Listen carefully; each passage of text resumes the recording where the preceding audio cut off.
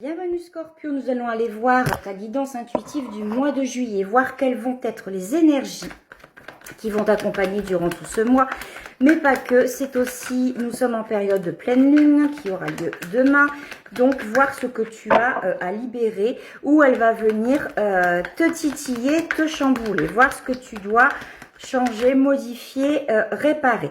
Le roi d'épée ici.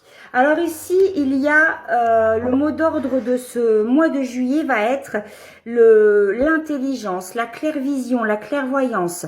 Tu vas, en bon roi d'épée que tu es ou que tu vas devenir, les choses vont devenir beaucoup plus claires dans ta vision. Tu vas réussir à voir les choses de façon, de façon réelle, telles qu'elles sont, et non sous un filtre ou dans le brouillard ou sous le joug de tes émotions ou de soumission d'une autre personne ou selon la situation. Non, tu vas voir la vie telle qu'elle est vraiment et tu vas prendre des décisions en fonction de ce que tu vois, de ce que tu ressens. Le roi d'épée, il fait pas dans la dentelle. Je disais tout à l'heure, la reine d'épée, elle coupe des têtes, mais le roi d'épée, il en coupe encore plus, d'accord? Donc c'est quelqu'un qui est froid, c'est quelqu'un qui est très analytique et pragmatique et qui fait les choses au mieux pour lui. Il va se couper de ses émotions. Il va préférer être dans l'organisation, dans ce qui est au mieux pour lui, que d'être dans l'épanouissement émotionnel. Il va vraiment être dans le côté pratique plutôt que dans le côté émotionnel, parce qu'il a l'expérience. C'est une justice aussi, c'est une certaine forme de justice, de rééquilibrer ce qui doit être. Alors ici, il y a une notion de rééquilibrer les choses dans ton travail, dans ton pro, de préciser les choses. Il y a un besoin de venir ici, on travaille, on a déjà fait un bon bout de chemin, mais on est encore dans une certaine forme d'apprentissage. Donc peut-être que ce roi d'épée, c'est un mentor aussi, c'est un formateur et qui va t'apporter une vision nouvelle, qui va t'apporter des éléments nouveaux, il a la bonne parole, il a la bonne façon de faire pour te transmettre son savoir et surtout pour que tu fasses les choses dans la vérité avec le plus d'honnêteté possible. Donc tu te perfectionnes dans un domaine en particulier ici et ce sera à toi de trancher, de savoir qu'est-ce que tu en fais de ça. Qu'est-ce que tu fais de cet enseignement? Qu'est-ce que tu fais de cette transmission que ce roi d'épée te donne, de ces valeurs, de ce potentiel qu'il vient t'aider à acquérir? Qu'est-ce que tu vas en faire? Quel choix tu vas faire? Vers où tu vas te diriger? D'accord? Donc là, tu vas être en pleine réflexion parce que le 8 de denier, tu y es presque. Hein.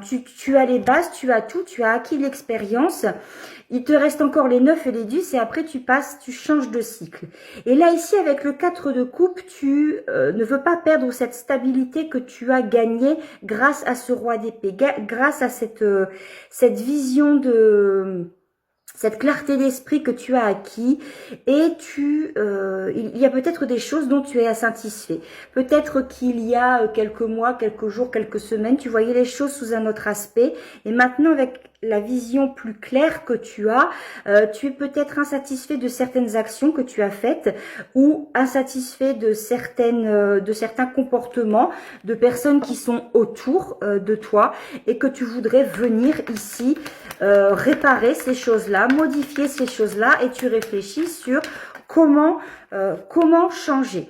Donc ici, là, tu va être aussi, c'est un mois pour toi qui va être beaucoup dans le partage, donc la générosité, l'équilibre. Ce roi d'épée te transmet des choses. C'est un mentor, même il peut être froid, il peut être dur avec toi, il peut être très intransigeant, mais ce qu'il te transmet n'a aucune valeur. Si, ça a vraiment c'est pas comme ça que je voulais le dire.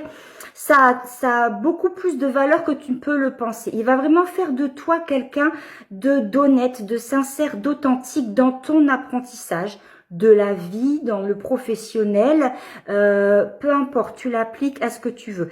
Et toi, tu vas retrouver ici un équilibre, tu vas être dans l'abondance, tu vas partager, tu vas être dans dans le partage de communication, dans l'équilibre, dans l'abondance. Tu vas être entouré avec ce 6 de denier là. Tu vas vraiment être dans un mouvement qui va être bénéfique pour toi. Il y a du changement qui arrive pour toi également. Parce que forcément, maintenant, tu as une vision plus claire et tu veux les choses différemment. Donc, tu vas aller chercher le changement. Tu vas aller provoquer le changement parce qu'il y a des choses dont tu n'es pas satisfait. Et tu veux ce changement-là ici. Tu as la volonté de le faire. Et tu veux aussi te couper. Le roi d'épée t'apprend aussi à te couper des faux semblants, des personnes qui portent un masque et des personnes qui ne sont pas vraies avec toi. Et c'est ce changement-là que tu vas amorcer et tu vas y prendre plaisir. Tu vas prendre plaisir à faire le ménage autour de toi parce que tu ne veux maintenant t'entourer que de personnes vraies et fiables. Alors, on va aller voir ce que la pleine lune veut réparer chez toi, ou elle veut te montrer qu'il y a encore certaines failles ici. Bon, on te montre qu'il y a encore des changements. Donc là, si tu penses que tu n'es pas capable, détrompe-toi. On vient te montrer ici que tu es capable justement tu es capable d'aborder ces changements-là, ok?